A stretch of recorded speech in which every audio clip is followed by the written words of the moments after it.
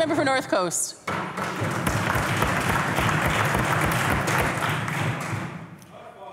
After 3 years, Honourable Speaker, we have a symposium. Let's remember this was an urgent recommendation made by the Missing Women's Commission, a recommendation that intended to prevent the abduction and murder of Aboriginal women and girls. After speaking to bereaved family members and listening to community leaders, the Commissioner urged the government to act immediately to improve public transportation on the Highway of Tears. The BC Liberals could afford to give commercial wineries $5 million, no strings attached. Why do they plead poverty when it comes to saving the lives of Aboriginal women and girls? Minister of Transportation and Infrastructure.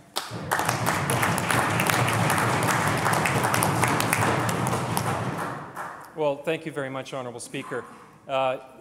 Folks throughout the corridor, whether they're First Nations or community leaders, local government leaders, have acknowledged that there is more work to do. They have made that very clear. We have made that very clear, and that is why we are continuing to do the hard work. But there's also an acknowledgement amongst folks along Highway 16 that there has been some progress to date. Honourable Speaker, there is BC Transit Service at $1.5 million investment per year that connects a number of communities along Highway 16 between, for example, Smithers and Telkwa, the Hazeltons in both Smithers and Kispiox, Terrace and Kitimat, as well as Prince Rupert and Port Edward. There's the Northern Health Bus, a $2 million investment per year. Which operates and provides a vital service along Highway 16. Honourable Speaker, we've seen a significant expansion of cellular service. We've invested in driver education and training with First Nations. Honourable Speaker, we are doing the work to make this corridor safer, and that work will continue in the months ahead.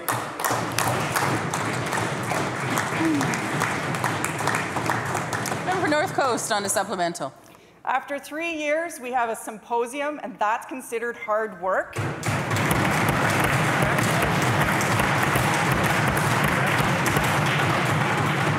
Honourable Speaker, in 2006, community leaders, First Nations, and the families of those murdered along the Highway of Tears called for enhanced public transportation along Highway 16.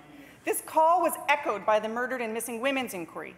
After nearly a decade of waiting for real action, the only thing the Minister of Transportation is offering is more meetings. We know community leaders want public transportation. We know it's affordable, and we know it's practical. We know it will save lives. So why isn't it being done?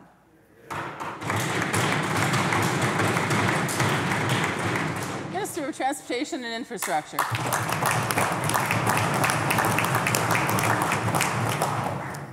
Thank you, Honourable Speaker. Well, the member opposite may choose to talk down to this concept of a symposium. Honourable Speaker, the First Nations, the community leaders, those who will be participating, have said to us that they actually welcome the opportunity. This is an opportunity that's being provided in partnership between the Ministry and the First Nations Health Authority.